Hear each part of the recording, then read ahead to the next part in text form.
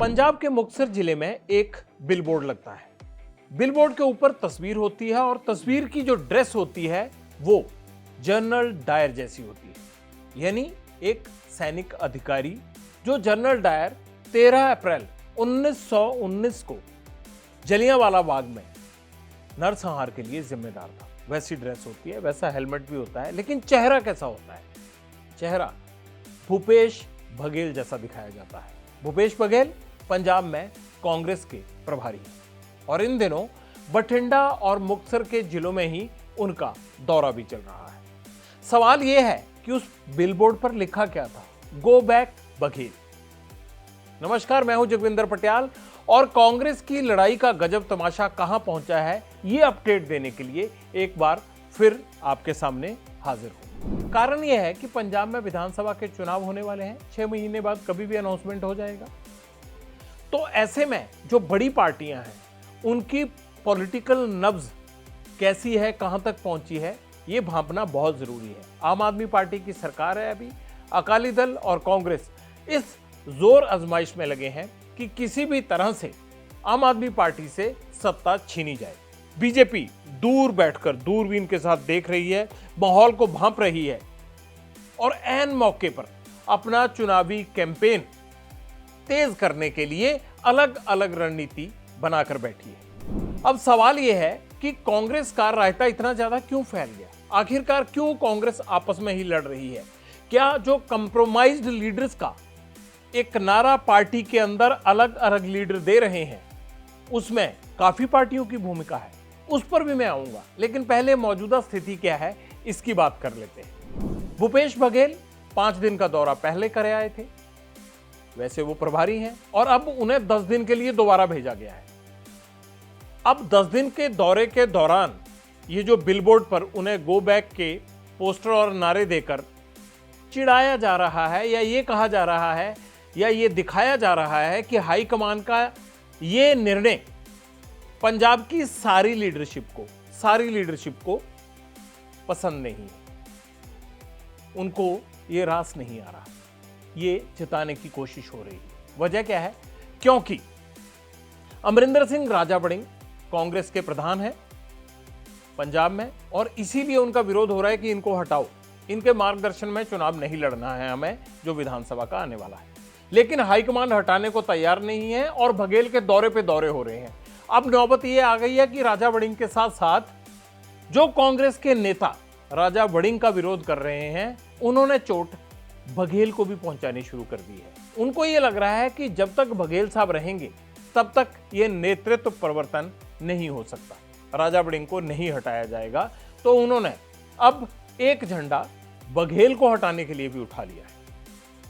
इसीलिए ये बिलबोर्ड लगाकर उन्होंने अपने मन की बात हाईकमान तक तो पहुंचाने की कोशिश की ही है, लेकिन मीडिया में ये दिखाने की भी कोई कसर नहीं छोड़ी कि उन्हें बघेल का ये 10 दिन का दौरा भी पसंद नहीं है। इसकी सबसे बड़ी वजह क्या मानी जा रही है? इसकी वजह यह मानी जा रही है कि अगर बघेल 5 के बाद 10वें दिन के दौरे के लिए आए हैं तो वो अपनी पुरानी रिपोर्ट थोड़ा बदलेंगे, वो राजा वड़िंग का साथ थोड़ा छोड़ेंगे।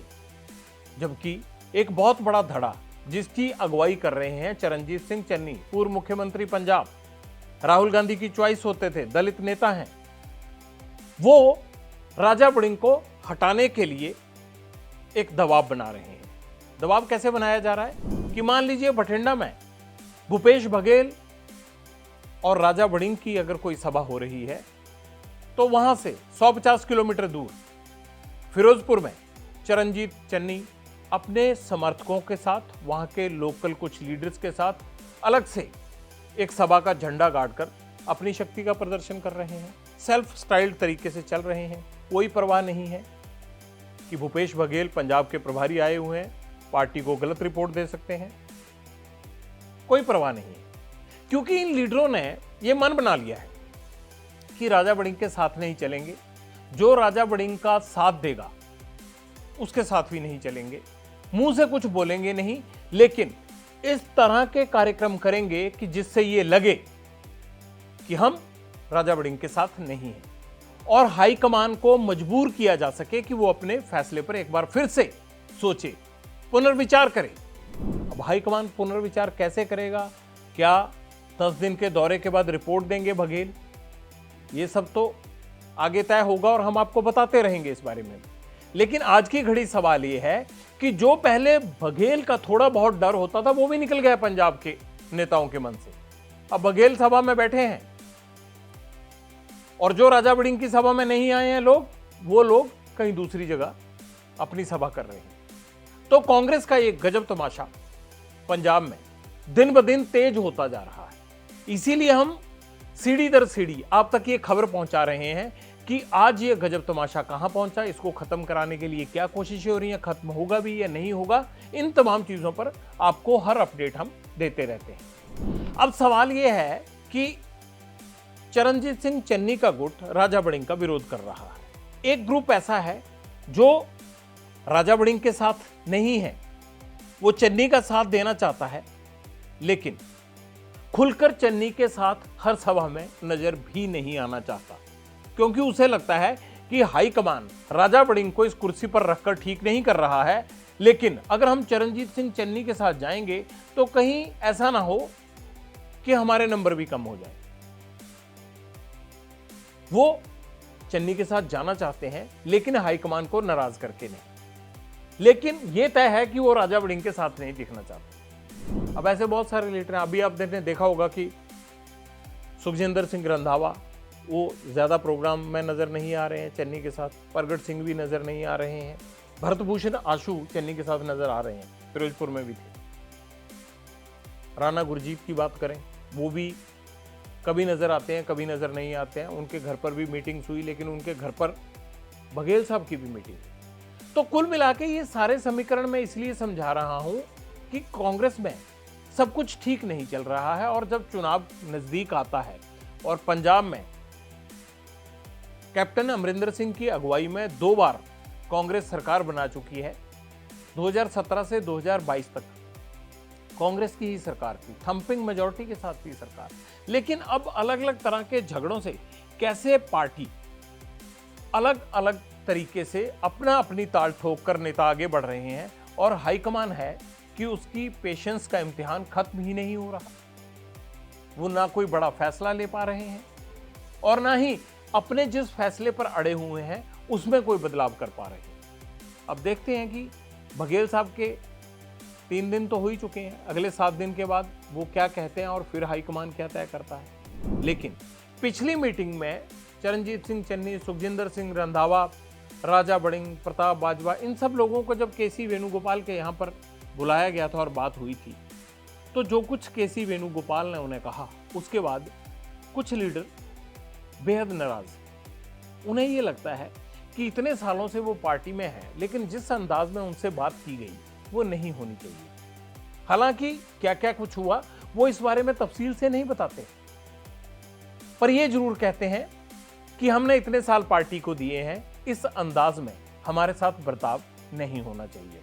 ये हमसे भी कहा उन्होंने, और इसीलिए उन्होंने ये मन बनाया कि अगर पार्टी इसी तरह से चलती है तो या तो वो अलग थलग पड़े रहेंगे, या फिर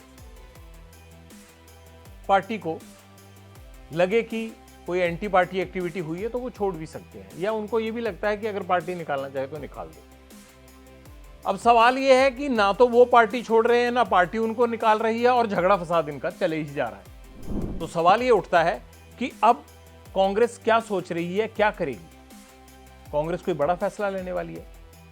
हालांकि नैतिकता के आधार पर विरोध को देखते हुए राजा वड़िंग से जब भी यह सवाल पूछा जाता है कि इतना हल्ला हो रहा है, कम से कम आप ही पार्टी को नैतिक आधार पर कह दीजिए कि मैं इस्तीफा दे रहा हूं, तो वो इस पे बिदक जाते हैं। वो कहते हैं नहीं, मैं नहीं छोड़ूंगा, जो हाईकमान कहेगी मैं वही करूंगा। साथ ही वो ये भी कह देते हैं कि चन्नी से उनका कोई वैर विरोध नहीं है,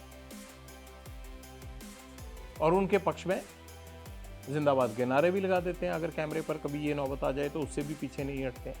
सवाल ये है कि अमरिंदर सिंह, राजा वड़िंग और जो बाकी के सांसद हैं कांग्रेस के पंजाब के, चन्नी हुआ, रंधावा हुआ, इन सब के बीच में जो तलखी है, आखिरकार ये क्यों खत्म नहीं हो सकती? क्या पिछले 4 साल में राजा वड़िंग ने इनको वो पार्टी में सम्मान नहीं दिया जिसके कारण ये नाराज हुए? राजा बड़िंग ये दावा करते हैं कि उनकी अगुवाई में चुनाव लड़ा गया और लोकसभा के चुनाव में कांग्रेस 7 सीटों पर जीती। इससे अच्छे रिजल्ट मैं क्या दे सकता हूं? अब सवाल यह है कि जो सांसद उनके साथ लोकसभा में बैठते हैं, उनको राजा बड़िंग का ये काम क्यों बड़ा नहीं लगता? आखिरकार इसके पीछे क्या वजह है और क्या राजा बड़िंग ने ऐसा पार्टी में किया, या क्या ऐसा राजा बड़िंग पार्टी में आने वाले विधानसभा चुनाव में कर सकते हैं जिसको लेकर कुछ कांग्रेस के पंजाब के सांसदों को इससे ऐतराज है कि राजा बड़िंग चुनाव तक प्रधान के पद पर नहीं रहने चाहिए। रंधावा और चन्नी तो ये बात भी कहते हैं कि एक को प्रधान बना दीजिए, एक को कैंपेन कमेटी का चेयरमैन बना दीजिए, उससे भी काम चल जाएगा। लेकिन हाईकमान माने तब ना। कभी भी किसी राष्ट्रीय पार्टी में ऐसा नहीं होता ना कि जो आप मांगेंगे वही मिल जाएगा। राजा बड़िंग नाराज भी हो जाते हैं और राजा बड़िंग से जब ये सवाल होता है तो भले बघेल साहब साथ में बैठे हैं लेकिन उनको तकलीफ होती है और वो कुछ इस तरह से बोलने लगते हैं कि सवाल पूछने वाले को कैसे चुप करवाना है इसकी वजह तलाशने लगते हैं। और जब अपने होम डिस्ट्रिक्ट में जाते हैं, मुक्तसर में, जहां गिद्दड़बाहा की सीट से वो विधायक का चुनाव लड़ते रहे हैं, वहां पर जाते हैं तो वहां कार्यकर्ताओं के बीच जाकर भावुक भी हो जाते हैं। वहां उनका दर्द बाहर भी आता है और कार्यकर्ताओं को यह बताने की कोशिश करते हैं कि उनको अपने ही मारने पर तुले हुए हैं। लेकिन बड़ा सवाल यह है कि आखिरकार यह नौबत आई क्यों? आखिर वो कमी कहां हुई तालमेल की जिसके कारण आज कांग्रेस को यहां खड़ा होना पड़ा? बड़ा तमाशा चल रहा है, गजब तमाशा चल रहा है। अब सवाल क्या उठता है, एक और थ्योरी चल रही है। थ्योरी क्या है? एक दूसरे को कंप्रोमाइज्ड बताने की थ्योरी चल रही है कांग्रेस में। कांग्रेस के लोग अपने ही नेताओं पर कंप्रोमाइज्ड होने के आरोप लगाते हैं। क्या आरोप लगाते हैं? पहले बात कर लेते हैं चरणजीत सिंह चन्नी की। उन पर आरोप यह लगाया जाता है कि इनके एक रिश्तेदार के यहां से करोड़ों रुपए बरामद हुए 2022 में, गिरफ्तारी भी हुई और यह आरोप लगा कि चरणजीत सिंह चन्नी के नाम पर ही उनके रिश्तेदार वो पैसा इकट्ठा कर रहे थे। जब 2022 में आम आदमी पार्टी की सरकार बनने से पहले 3 महीने के लिए चरणजीत सिंह चन्नी कैप्टन अमरिंदर सिंह को हटाए जाने के बाद मुख्यमंत्री रहे, उस दौर में इन रिश्तेदारों ने पैसे इकट्ठे किए और ईडी ने यह पैसा रिकवर किया। चरणजीत सिंह चन्नी को पूछताछ के लिए नोटिस भी भेजा गया, लेकिन कहते हैं कि 4.5 साल में कुछ हुआ क्यों नहीं? ईडी केंद्र के अधीन आती है, केंद्र में एनडीए की सरकार है, बीजेपी सबसे बड़ा दल है, तो बीजेपी की एजेंसी ने या केंद्र सरकार की एजेंसी ने चरणजीत सिंह चन्नी के खिलाफ कोई बड़ी कार्रवाई क्यों नहीं की अब तक? तो यह आरोप लगाया जाता है कि क्या चरणजीत सिंह चन्नी उस केस में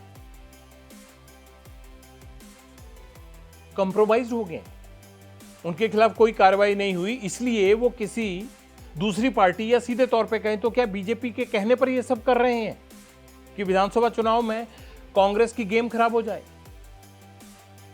पहली बात। दूसरा, राजा बड़िंग पर क्या इल्जाम लगता है?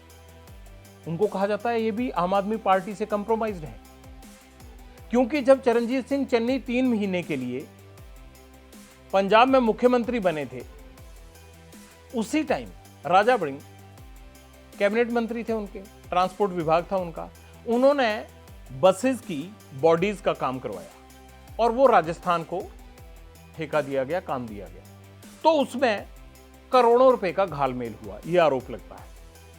और आम आदमी पार्टी ने यह कहा भी था कि हम जांच कराएंगे, लेकिन जांच आज तक हुई नहीं, 4.5 साल निकल गए इनके भी। इसलिए इन्हीं की पार्टी में इन पर भी आम आदमी पार्टी के साथ पर्दे के पीछे से अच्छे संबंध रखने के आरोप लगाए जाते हैं। अब तीसरी बात आ गई बघेल साहब की। अब उनका भी नंबर आ गया है। पंजाब में बघेल साहब के बारे में यह कहा जाने लगा है कुछ कांग्रेसी नेताओं की तरफ से, हमें भी कहते हैं, वो कहते हैं कि बघेल साहब के खिलाफ भी इतने सारे मुकदमे चल रहे हैं, इसलिए हाईकमांड के साथ साथ ये अपने उन मुकदमों के मद्देनजर भी पंजाब की सियासत में खेल कर रहे हैं। अब इसमें कितनी सच्चाई है, कितनी सच्चाई नहीं है, ये कांग्रेस पार्टी जाने। लेकिन कांग्रेस का एक धड़ा बघेल साहब के ऊपर भी ये इल्जाम लगाने लगा है कि वो पंजाब का मसला सॉर्ट आउट ही नहीं होना देना चाहते, क्योंकि अगर पंजाब में कांग्रेस का मसला सॉर्ट आउट नहीं होता है और एकजुट होकर पार्टी नहीं लड़ती है, तो बाकी जो सियासी दल हैं उनको इसका फायदा मिलेगा। जब ये लगेगा कांग्रेस के कार्यकर्ताओं को, कांग्रेस के एक बहुत बड़े वोट बैंक को ये लगेगा कि पार्टी एकजुट नहीं है और सरकार बनती नहीं दिख रही है, तो इसका लाभ दूसरी पार्टियों को मिलेगा। तो ये इल्जाम भी एक बहुत तगड़े तरीके से पंजाब में परोसा जा रहा है। सच्चाई तो कोई नहीं जानता, लेकिन सियासी फिजा में ये बातें बड़े जोर शोर से फैलाई जा रही हैं, बढ़ाई जा रही हैं। वारिस पंजाब दे का प्रभाव पड़ रहा है। अमृतपाल की पार्टी है, अमृतपाल फिलहाल डिब्रूगढ़ जेल में बंद है, उन पर एनएसए लगा हुआ है। उनकी पार्टी इस बार बड़े स्तर पर चुनाव लड़ रही है, तो इसमें भी कह रहे हैं कि विरोधी दल खेल कर रहे हैं। उनको लग रहा है, यानी इल्जाम ये लगाया जा रहा है कि आम आदमी पार्टी को ये लगता है कि अगर वारिस पंजाब दे का प्रभाव बढ़ता है तो अकाली दल का प्रभाव घटेगा। अकाली दल उस स्थिति में नहीं जाएगा जिस स्थिति की कल्पना या जिस स्थिति की चुनाव में उम्मीद वो कर रहा है। और दूसरी तरफ ये लगता है कि वारिस पंजाब दे पार्टी का, यानी अमृतपाल की पार्टी का अगर प्रभाव बढ़ता है तो उसके बाद वोटरों का एक ऐसा तबका होगा जिसके मन में जो भाव आएगा उसका फायदा बीजेपी या किसी अन्य सियासी दल को मिल सकता है। यानी आप देखिए कि किस तरह से शतरंज की तरह मोहरे आगे पीछे किए जा रहे हैं पंजाब में। सियासत में ये होता भी है, लेकिन असली खेल तो वोटर करता है। ऐसा हो सकता है कि मैं इन तमाम चीजों की बात आपसे कर रहा हूं और वोटर के मन में ये ना चल रहा हो।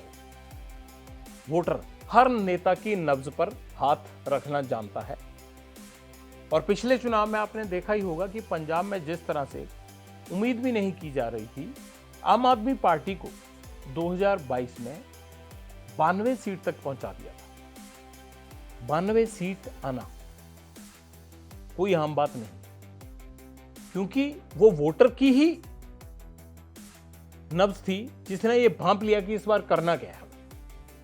तो इस बार भी ऐसा ही होगा। बेशक कोई भी पार्टी अपने हिसाब से कितना भी तिकड़म लड़ाती रहे, लेकिन इन तिकड़मों का असली हल तो वोटर ही होता है। और ये गलतफहमी किसी भी नेता के मन में नहीं होनी चाहिए कि वो जो बातें कर रहे हैं, हम जो बातें सुन रहे हैं, आपको जो बातें बता रहे हैं, उनमें से ज्यादातर बातें वोटर के मन में, वोटर के जहन में या वोटर के दिमाग में नहीं है। वोटर भी इन सब चीजों को भांपता रहता है, क्योंकि उसे भी पता है कि आखिरकार जो सरकार अगले 5 साल के लिए वो देगा, वो राज तो उस पर ही करेगी, तो उसने राज कैसी पार्टी को देना। कांग्रेस के इस झगड़े पर हम आगे भी हर अपडेट आपको देते रहेंगे, लेकिन क्योंकि पंजाब में सियासी फिजा सज रही है, विधानसभा चुनाव सिर पर है, इसलिए आरोप प्रत्यारोप, शतरंज की चाल, मोहरा, किसका प्यादा पिट गया और किसने शह दी, किसको मात मिली, ये खेल चलता रहेगा। और मार्च 2027 में पंजाब में नई सरकार बनेगी, किसी भी पार्टी की बने, जिसको लोग बहुमत देंगे उसी की सरकार बनेगी। तब तक हम इस सियासी फिजा का हाल आपको बताते रहेंगे। आज इतना ही, नमस्कार।